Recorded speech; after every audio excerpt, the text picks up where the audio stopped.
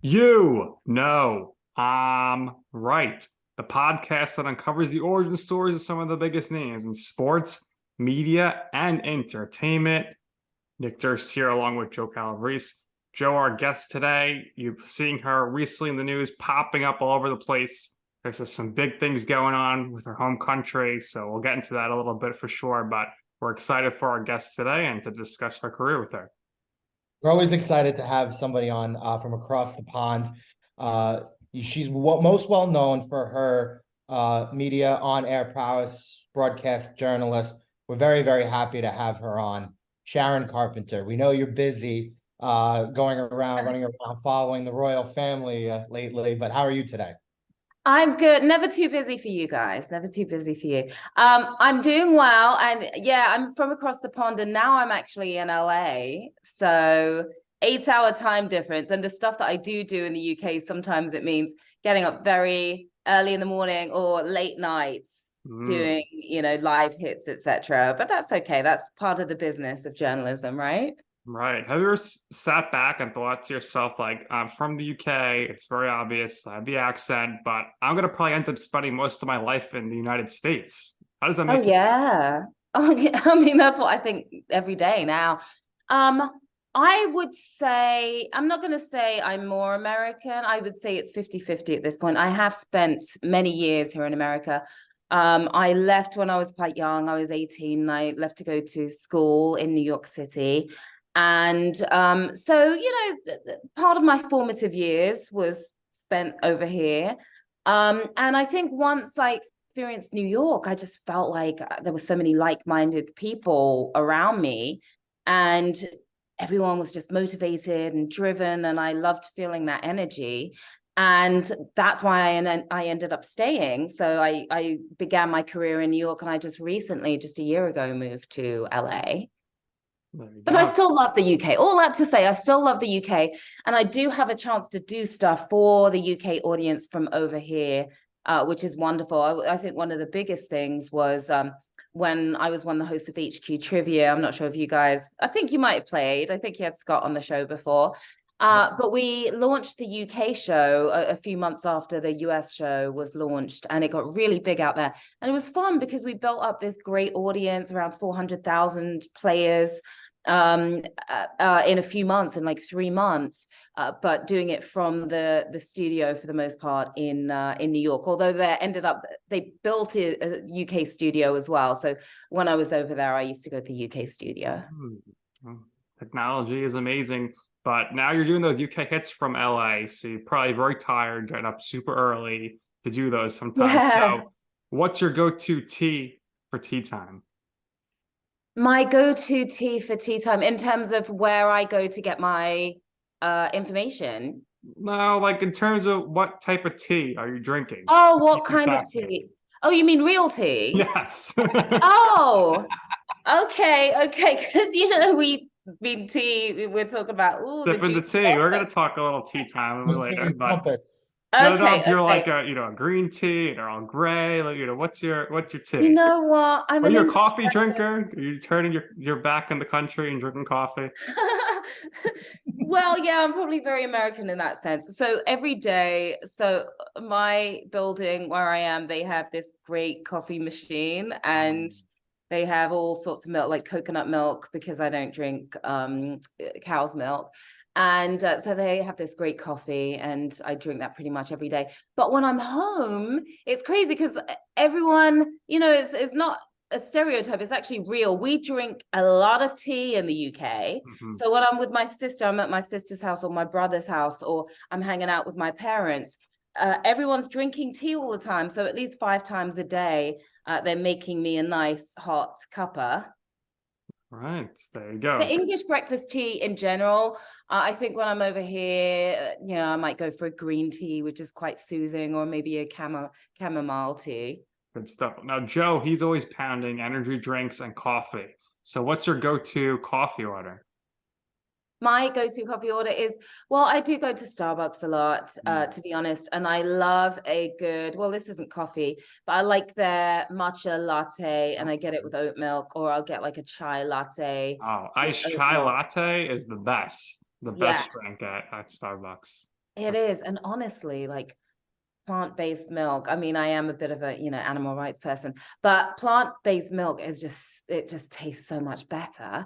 I remember growing up as a kid in the UK, and at school they would make you drink milk. I'm not sure if they did that over here, Yeah, but it'd they be would. like, here's your lunch, a cheeseburger or pizza, and have your chocolate milk. Ugh, gross. Yeah, well, ours would just be milk, just like nothing even in it. It's just like a bottle of milk, and it Yeah. had all that cream stuff at the top. It was just horrible. It was disgusting.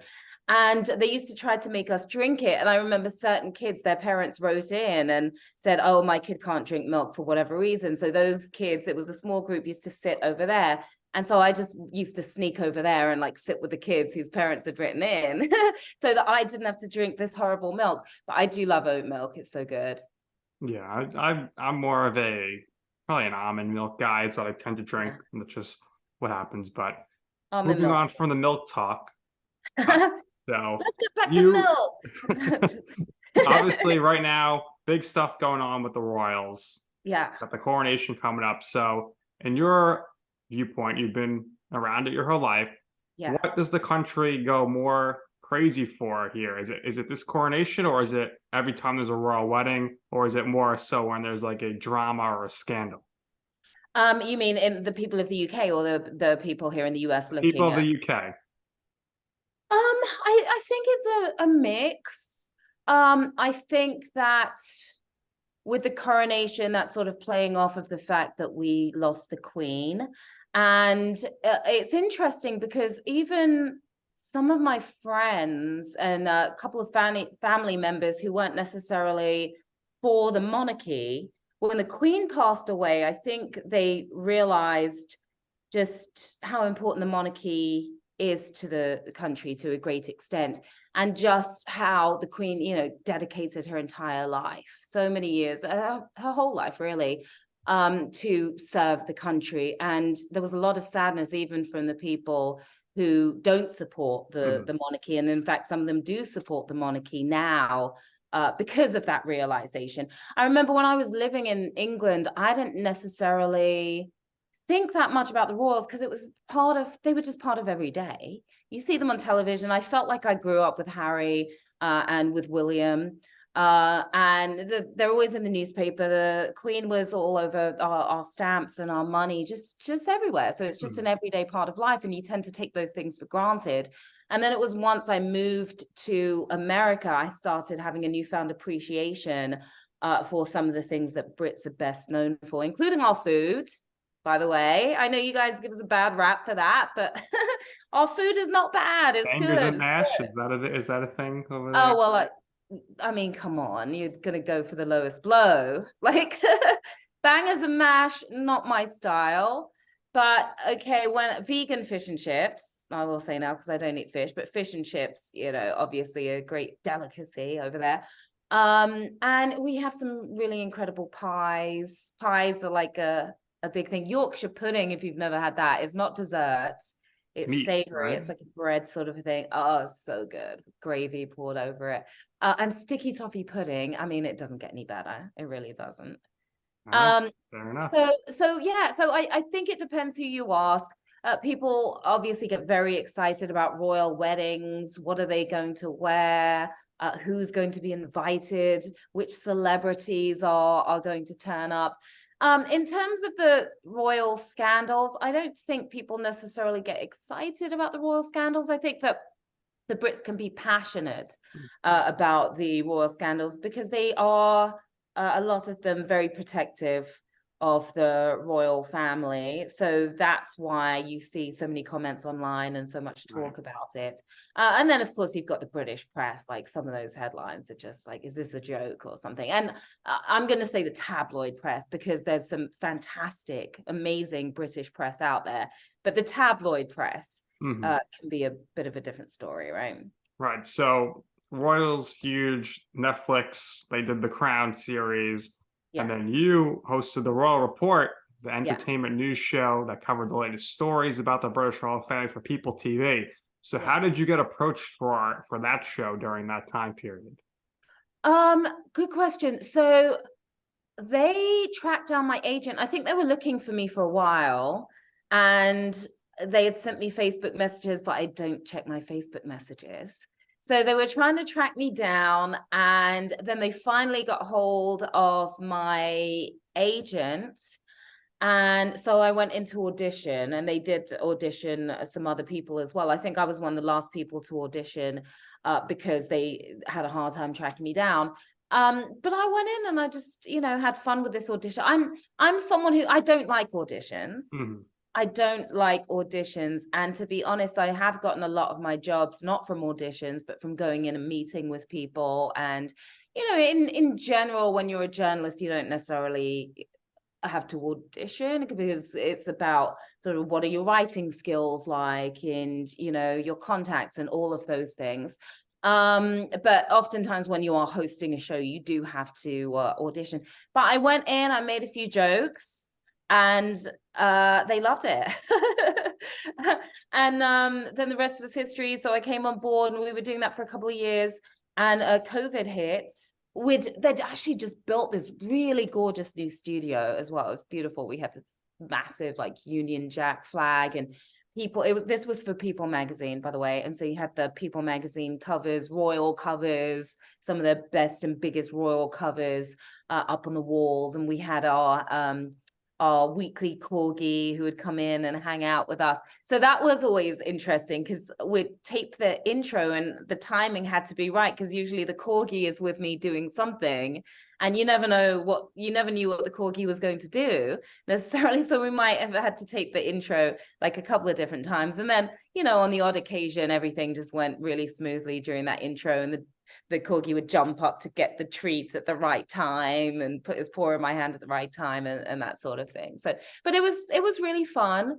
And unfortunately, COVID hit in the middle of things. And so after the studio was we ended up doing everything online, virtually. So it was a little different doing things that way. But now that's kind of the way of the world, isn't it? And it opened up I think it opened up people's eyes in terms of there are so many things that we can do virtually. There was a podcast that I was hosting for a couple of years as well, and I've never met my co-host. I've probably spoken to her more than I've spoken to anyone else in my life, because we just talk and for hours for the podcast, and we've never actually met in person. Georgie Porter, her name is. She's an actress in the UK, and she lives in Manchester, and we've never met, but we're the best of friends virtually. It's like having pen pals, Yeah, you guys have never met either, have you? No. On the contrary, I see Nick all the time. You just like to keep the distance and go. We've never done a recording together. But, No, we've never done a recording of the podcast live in person with us two, and we've never done one with one of our guests in the trio. So that's something that hopefully, as we continue to get bigger, hopefully we'll be able to do and accomplish someday. Yeah, but the wonderful thing is you can do it this way.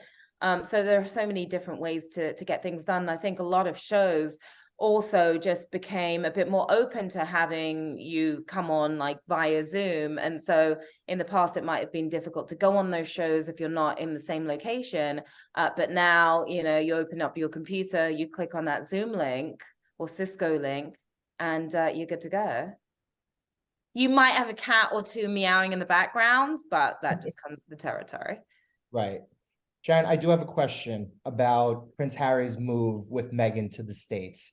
Yeah. Was that ultimately shocking to everybody, or was that something that everybody kind of saw coming once Harry and Meghan started dating, and then with the eventual marriage? That's a really good question. I think it was shocking. We knew there were issues going on. We knew that Meghan was getting very unfair treatment in the press. But I think they were sort of trying to figure things out, what can possibly work. And at one point they were thinking about moving to Canada.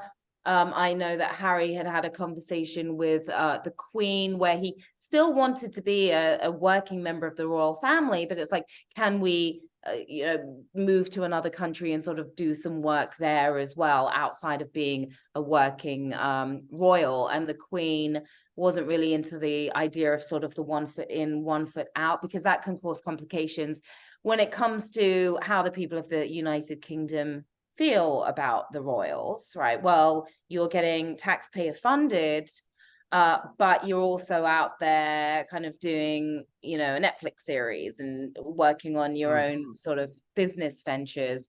So I think that the Queen most likely thought that it would be a bit of a complex situation. And when you are the monarch, you're there to keep the monarchy alive. You're there to, be there and to reign over and to be there for the people of the United Kingdom, to serve the people of the United Kingdom. But at the same time, you're there to keep the monarchy going. So you don't want to make any moves that are going to be very distasteful to the people. But you made your move to the States a lot sooner. I did. At 18, right? Nice transition. Nice transition, right? So you came here at 18. You came to they call it over there uni. Yes. Here we refer to it more as school. Over there, it's uni. So you came to New York. You attended school not far from Nick and I at Pace University. Yeah. So what led ultimately to the decision to come to the United States for school? And what did you want to study specifically? And how did you keep yourself active in terms of internships and what you did at Pace? Yeah. So basically my brother he's a DJ and a hip hop DJ for the most part, and a producer as well.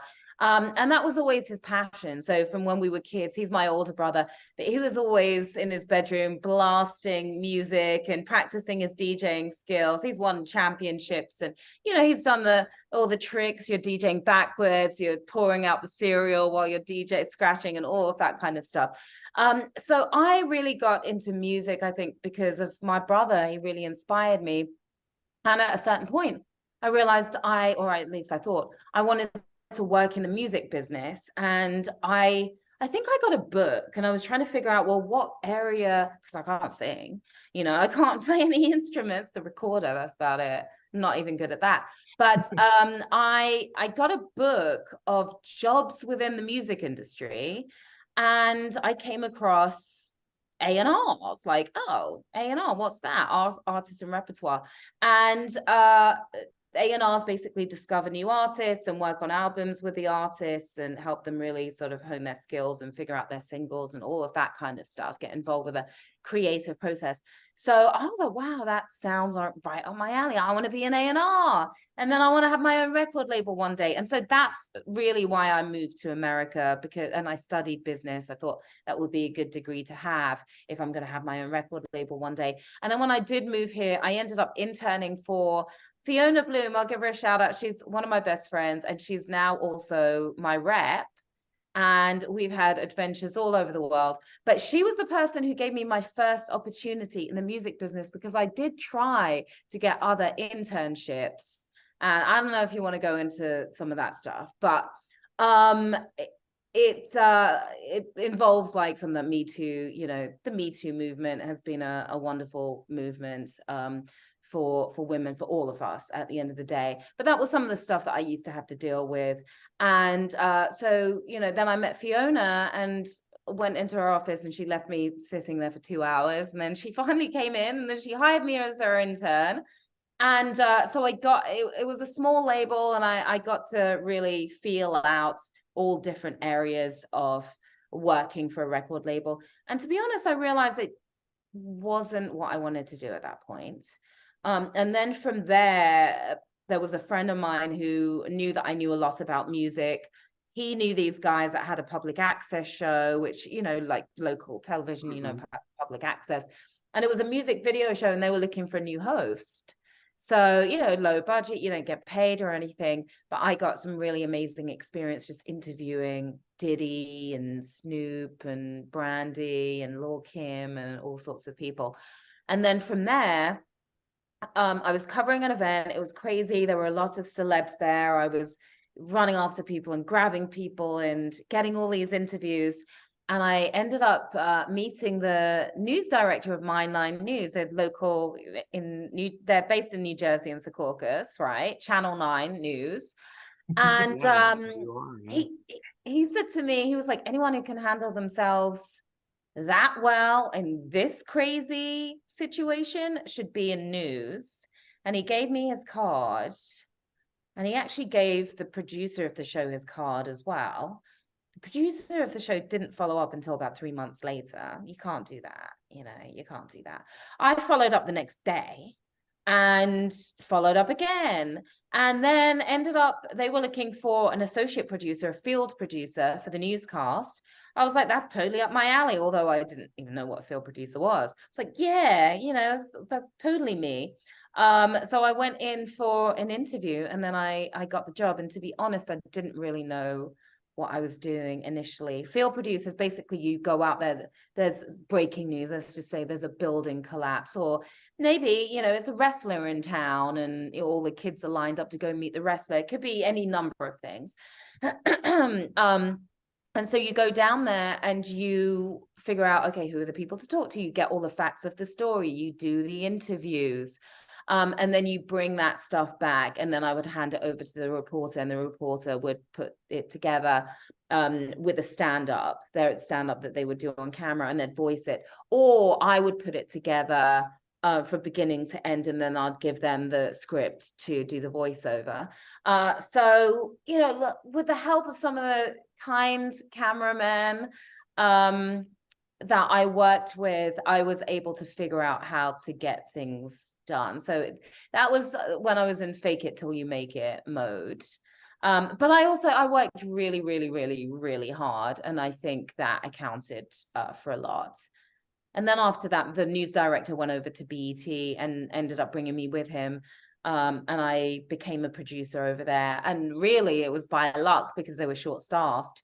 And they were like, we need you to fully produce, from beginning to end. And so I started producing these longer form pieces for national news.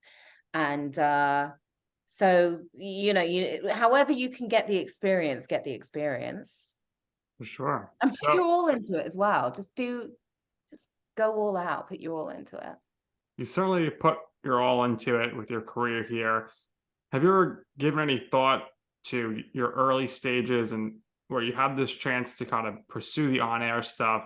And does it surprise you ever, thinking back now, like that you went to this whole path where you're doing all this on-air stuff in America?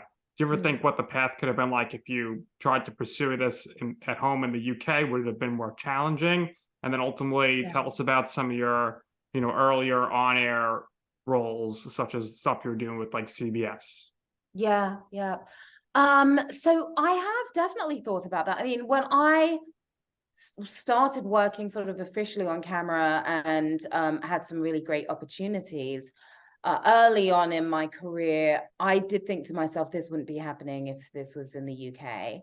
I think that America was further along in terms of diversity. I also think that America, you can meet people and they just want to take a chance on you. They see something in you, right? Oh, you're a diamond in the rough. I think you can do this. Where in the UK, it's a bit more structured, where you have to follow this certain path. I remember when I started working for the BBC, it was BBC World News America, where I first had my chance to work with the BBC. And excuse me, I sat down with the head of the newscast, a very nice guy. He said to me, Sharon, there's absolutely nothing in your reel that makes me think you can do the job. And I was just coming, at the time, actually, I was working for BET, and we were doing real news, but it wasn't BBC style news, and we won awards for some of the stuff we were doing, but we did incorporate a lot of celebrity. There was a lot of music. It was just a different style of doing things. So he said, there's nothing on your reel that makes me think you can do this job. But talking to you, I think you can do this job. Pitch me some ideas and we'll get you on. So I just pitched him a bunch of ideas, and then there was one that they really liked, and I got my first chance to work for the BBC. And a bunch of Brits messaged me like, Sharon, how on earth did you get into the BBC? Like, there's one way into the BBC, and that's starting at the bottom and working your way up, or working for ITV and then switching over. But I got into the BBC really because somebody took a chance on me. It sounds like The Devil Wears Prada. You ever watch that movie with Yeah. Harry? Oh yeah. I love that movie. It is a great movie. It is. So what was it like doing the hosting stuff for HQ Trivia? Because Nick and I, we know Scott Rogowski. Scott is a closer friend with Nick than Yeah. he is with me. Oh. But it seems like that blew up incredibly quick. And it seemed like everybody who was involved with it not only enjoyed doing it, but kind of got to express themselves creatively. Yeah. Maybe a little more than they would with another normal media job or more traditional media job. Yeah. So how was it like doing that? Yeah, no, it's interesting you say that, because it's true, because up until that point, everything that I'd done, I was not the sort of at the center of it, right? Because I'm interviewing somebody or I'm telling this story. It wasn't about my personality. It wasn't really about whether you like me or not. Like, I'm telling this story, I'm giving you the facts of what's going on, or I'm sitting down and interviewing this person. So with HQ, I think it was a little nerve-wracking. I mean, one, you've got the live chat going on, all right? So if they don't like you, they're going to let you know they don't like you, and everyone else is going to see that they don't like you as well. So I was a little nervous about just putting myself out there, and I wasn't even really sure how to do it initially, because it was something so different for me, and I'd never in a million years even thought about the idea of being a quiz show host. I just went to that audition because my agent told me about it.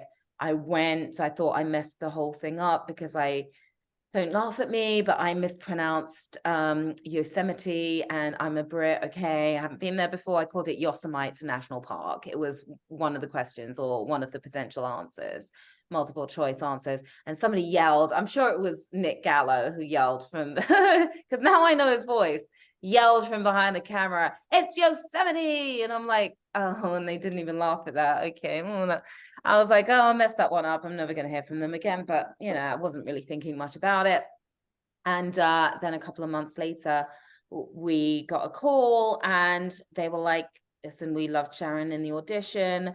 We launched the show. We are adding more shows, and we'd love Sharon to come on and do some hosting.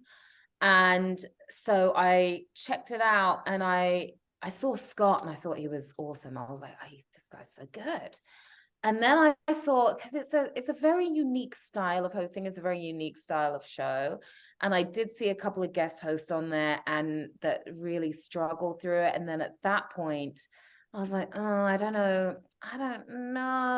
Like, I don't know if I wasn't sure if I wanted to do it at that point. Not because I thought I would necessarily struggle through it, but something about what was going on with the guest host sort of put me off a little bit. So I almost canceled on them. They'd booked me already to do a couple of games, and I was that close to calling and saying, you know what, guys, I can't do it because of blank.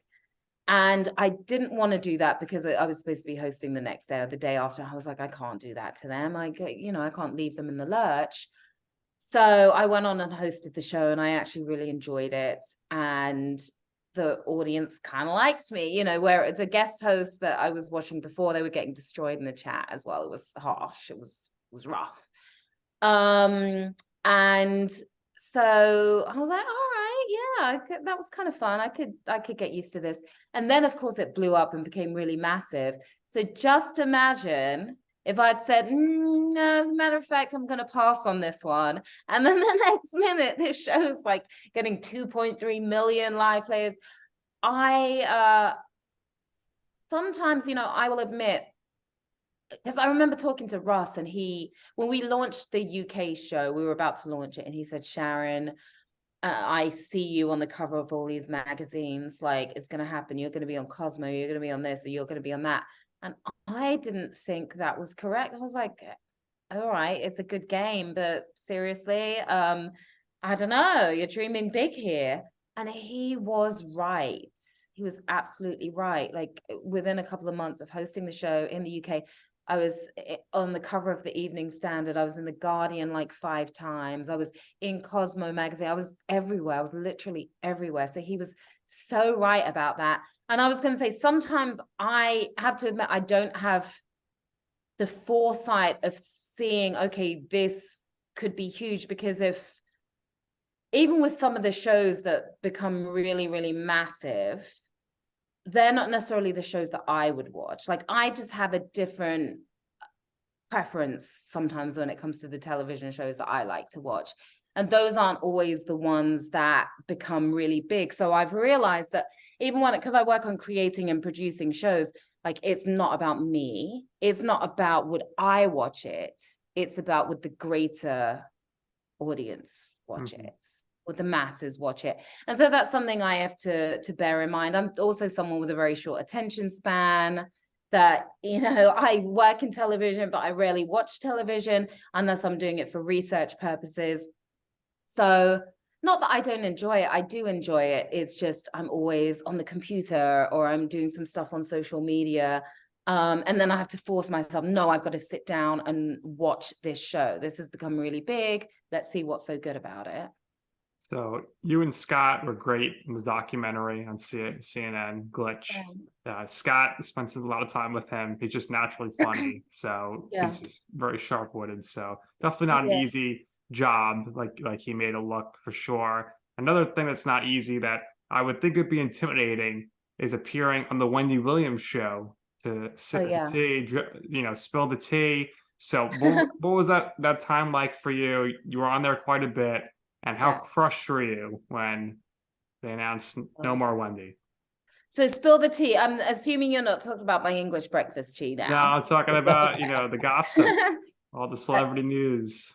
Yeah. I loved the Wendy Williams show.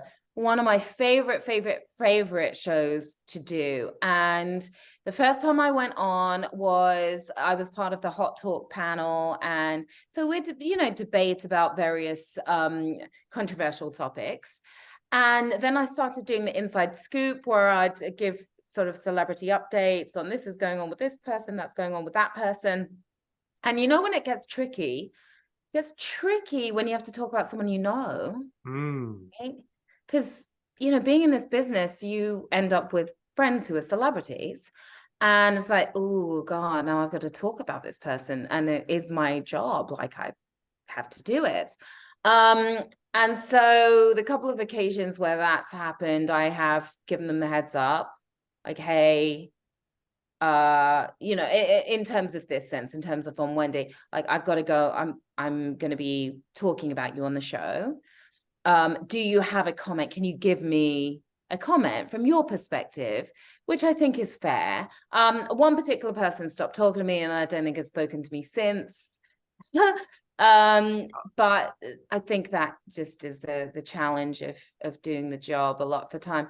I remember when I was working for BET, and sometimes you had the entertainment side of things, right? And then you had the news side of things, and sometimes they didn't really work in tandem. We just did our thing as news, and they did their thing as entertainment. But sometimes what we would report on for news might affect what they're doing entertainment wise, because we're doing this story on this particular celebrity, and it might not be a favorable story because whatever, they're involved with this, they did that, they did the other. But maybe they were supposed to be going on this entertainment show, and now their people are upset because this news story was done. But I personally never really had any issues there, because I think everything I did, I know everything I did in a way that was fair. You might not like the fact that I did the story, but it's fair. Like, I'm giving you the facts, I'm giving you both sides, and I'm doing it in a way that you respect. Which I tried to do when I was on Wendy talking about that particular celeb, but I guess he didn't quite see it that way. No one else has stopped talking to me. He's the only one. But anyway, one of the great things about Wendy, you get out there. First of all, they just take really great care of you. And it was like a family there. you know, from Nani, my favorite makeup artist, to Irving, who's the fantastic hairstylist, and the producers, Siobhan and Patrick, and, you know, Marco, who would be on the mic getting the crowd hyped up. And everyone was just really, really, really lovely. And so I miss that. And it's just fun. You know, there's adrenaline pumping. You're excited. You never knew what Wendy was going to say. You know, you just never knew what direction she might go in. And so it keeps you on your feet. You know, I love Wendy. I think Wendy is a very special talent. And there was a point in time where every network was looking for their own Wendy. Like, where do we find a Wendy? Where can we find another Wendy? And yeah, it's a shame. The show did last for many, many, many, many seasons, because I remember watching the show way before I was on it. When I used to work for BET, and would be in the hair and makeup room, and I'm getting made up, and would have the Wendy Williams show on. So yeah, fast forward a few years, and then I'm coming on there, and felt like I was part of the family. I mean, I did have a situation on there with COVID brain fog. I don't know if you guys, it was the most humiliating situation. It was awful. It was so awful. During the pandemic, I had COVID and didn't initially know that I had it. It was at the very beginning. And then I did the antibody test and realized that I had it. But I also would have these lapses in memory. And I also had vertigo as well. This was months later, like terrible vertigo on one or two occasions, but big lapses in memory. And sometimes I'd have conversation, and in the middle of the conversation, I'd completely forget what I was talking about. And I'm making a point emphatically, and suddenly I'm like, wait, what was I talking about?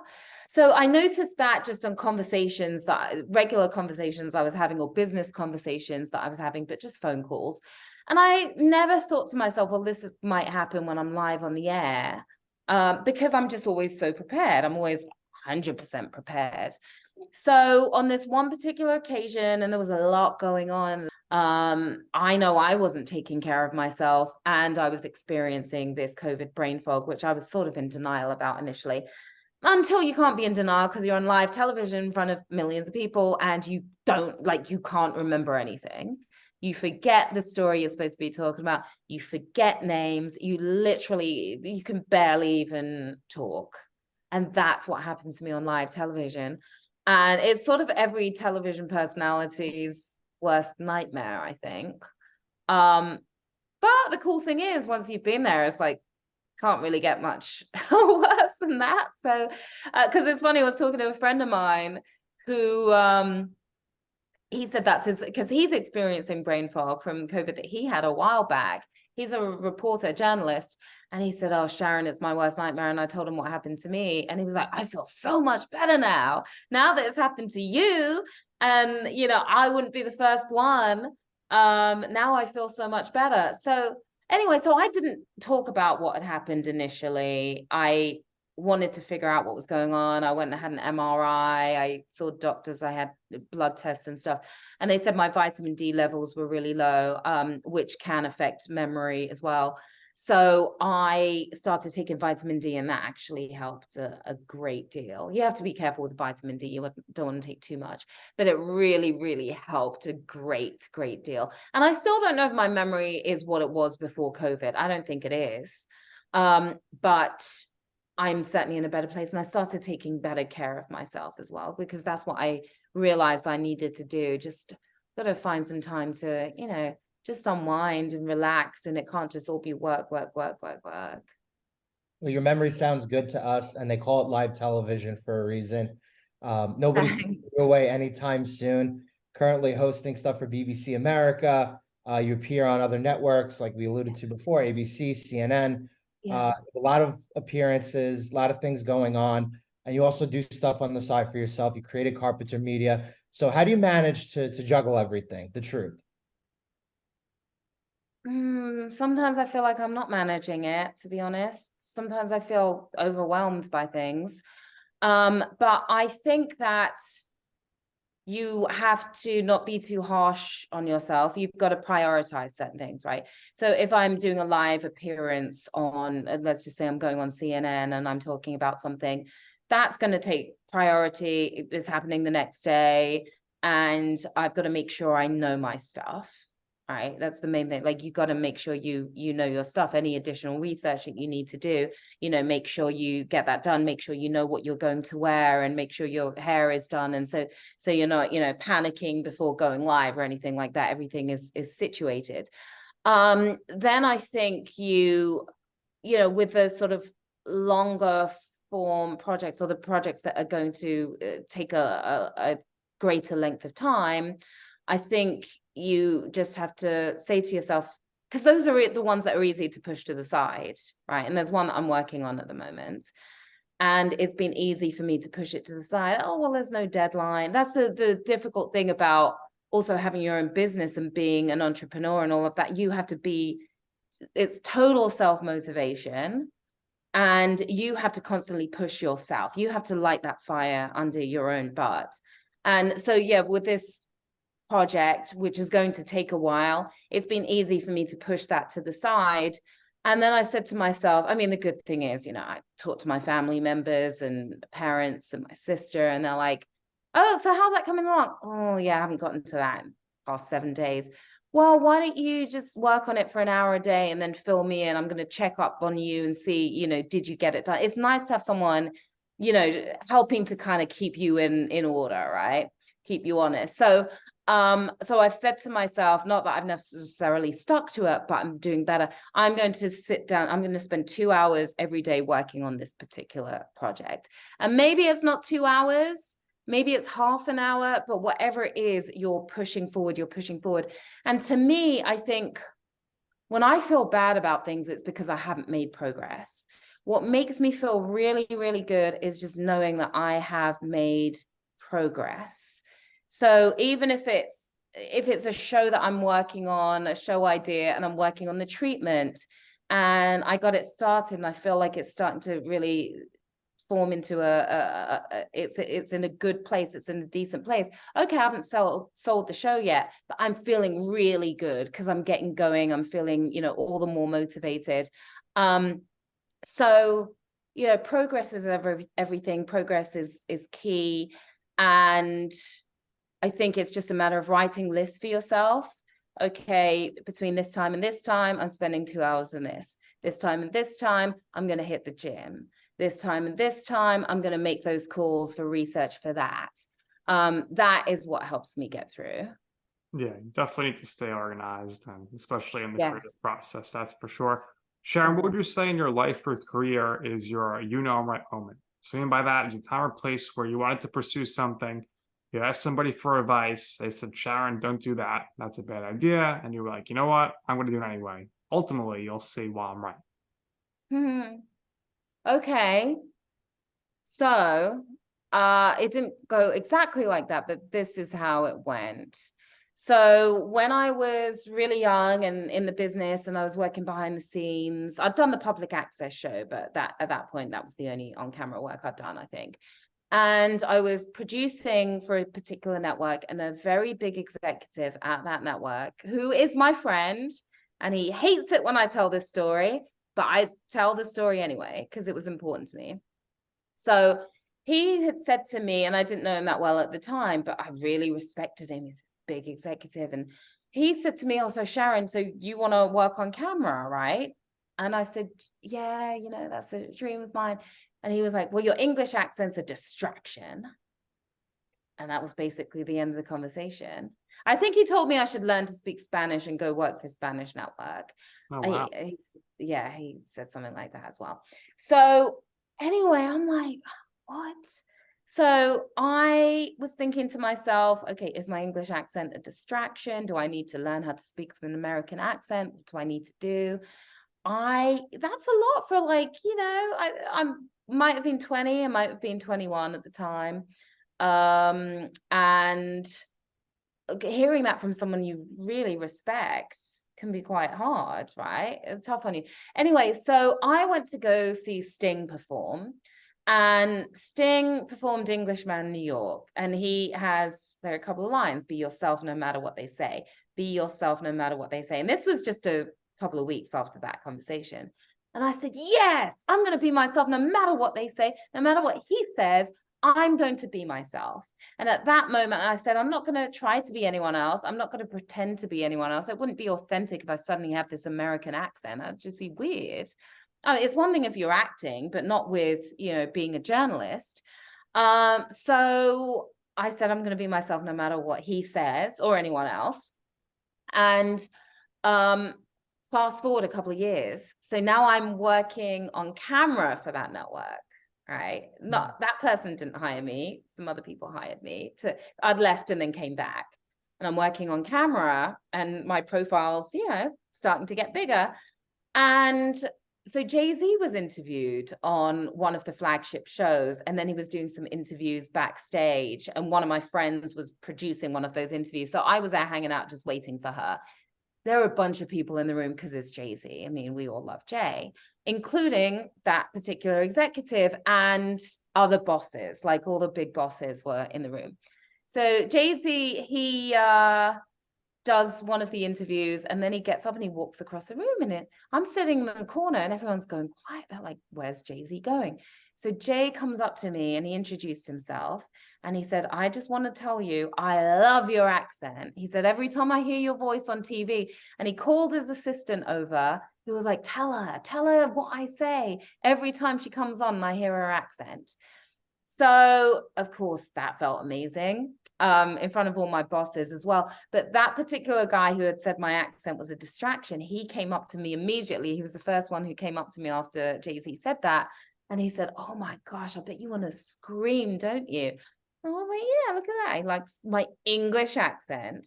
And then he was like, oh, well, what can I say? I was wrong.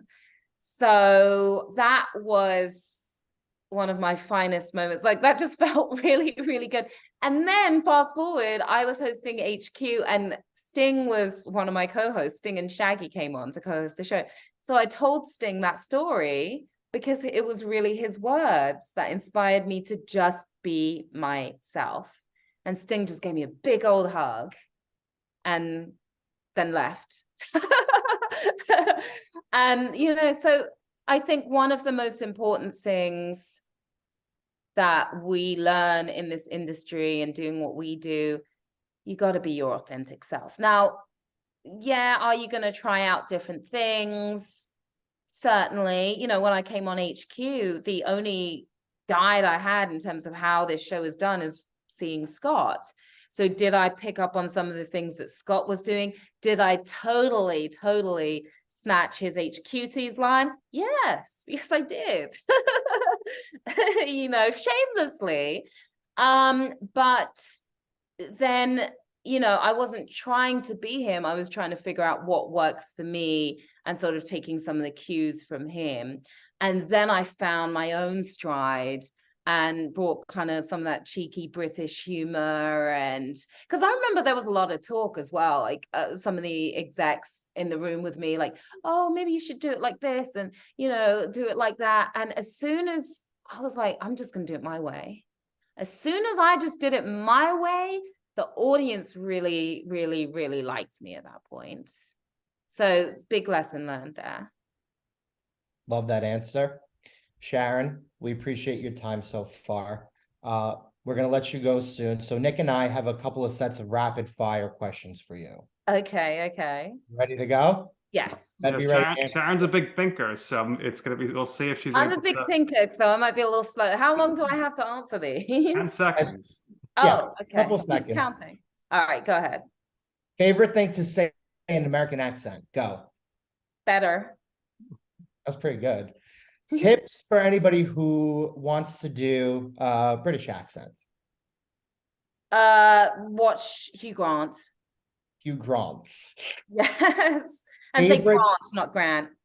Hugh Grant. Favorite UK born celebrity. Favorite UK born celebrity. I would say my mom, she was born in India. Oh gosh, I don't know. Prince Got Harry. her. You should have said yourself. So. Oh no, I can't say that. That would just be that would be very egotistical. Our favorite UK born celebrity is Sharon Carpenter. Last question from me. Your brother is still a DJ? Yeah. So let me ask you a question. There's nobody else who knows the Jersey Shore party scene more than me, right, Nick? That's true. So if I could, if you were to introduce me to your brother, do you think if we linked up, I could get him to play one of my favorite bars or clubs down the Jersey Shore?